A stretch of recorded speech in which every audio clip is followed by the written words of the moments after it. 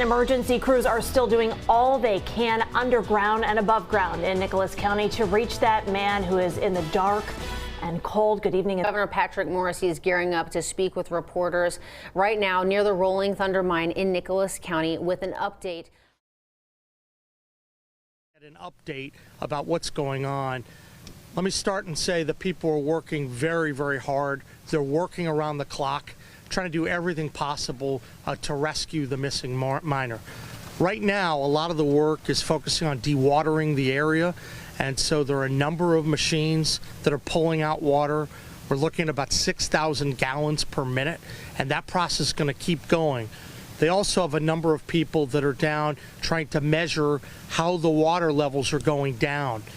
This is a process that we have to make sure that everything is done in the most safe way possible, and I think people are doing everything imaginable to try to give the miner a chance to live. So we're going to continue to work on this.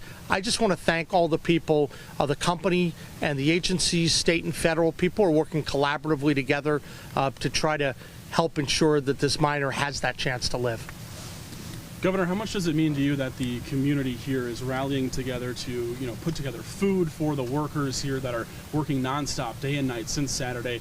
How much does that mean to have that West Virginia love and respect for each other? Look, I think that miners are part of the family. They've contributed so much to West Virginia, and so I know that the community's hearts go out to everyone that's affected, but this is part of the fabric of our state, and when times are tough, people step up and they deliver. I think that's what's happening here. I know that people are doing everything possible. Over the last couple days, there have been a lot of communications about what other tools are needed. New machinery comes in, efforts to drill a hole. There's so many things that are going on. But at its core, we know that all the people in West Virginia are standing behind this community because it's a pretty tough situation. But I will tell you, I'm encouraged by all of the work that's being done. There's no quit in anyone here, and that's what you want to see. Do you have any updates on the well-being of this miner? I don't have any updates to report right now. Obviously, it's been a few days, but I can tell you this is still a rescue mission, and it's focused on trying to retrieve the miner. And obviously, as the water goes down, that's going to further enable additional mine safety efforts to try to identify the individual. So right now, the big effort is trying to clear out the water. That's a big part of it.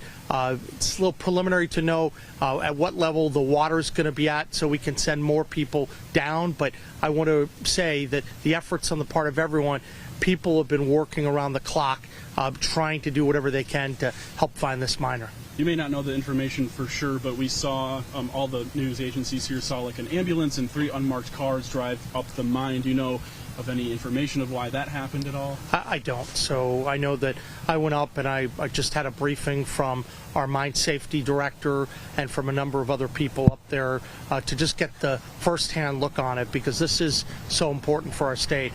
We take mine safety very seriously, and we have to look out for our coal miners. And I know all of West Virginians are praying tonight. We may not know every single fact on the ground, what's going to happen into the future, but I can tell you people are working really, really hard. And do you know if they're dealing with water still actively coming out of that mine? Well, there's still a lot of water down there, and so that's the biggest challenge right now. And as I mentioned over the last couple of days, when you have that kind of volume of water in, it makes it very difficult. There obviously were a few teams that went down, they dived, and that information was very valuable, but it's very difficult to bring together both the diving and the mine safety rescue efforts. So I think there is still a lot of water, but every conceivable effort from what we've seen is being put in to get rid of that water.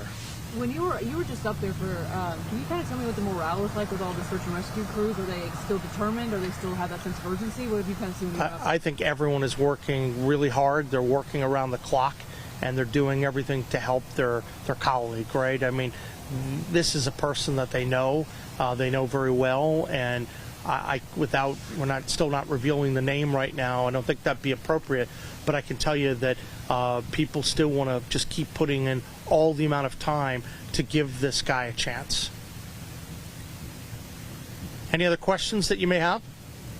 Is there anything else you would want to add that you would want people to know about this situation and where it stands right now?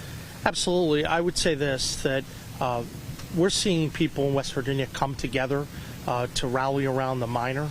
And I think that it's important, whether you're in Mingo County, whether you're in Martinsburg, whether you're right here in Nicholas County, that everyone knows that these miners go to work every day. They're doing really hard work. It's not always the safest profession, as we know, but people are stepping up right now. And the fact that there are people down there now and they're working hard and they're measuring the water and they're constantly evaluating, I think that speaks volumes to the character of these men and what they're doing. And I know that's why West Virginians are rallying behind them. Do we know how many crews are up there? Do we have like an approximate number of like 100, 200, or how many? No, I mean, I think that they have a lot of people that are working on it. I can't give you an exact number right now, but I think given the spacing and what they have, they've said that they have the right numbers to be able to continue to measure. And obviously there are a lot of machines pulling the water out. So I want to commend everyone involved in this. The communications have been great. And to be clear, we've tried to be in a position where, we're just doing anything we can on a communications level and to help out. But these guys on the ground, the miners, the people at the company, the coordination with the state and the federal agencies, from everything I'm hearing, has been very positive. And so I want to emphasize that. All right. Thanks very much. Appreciate it.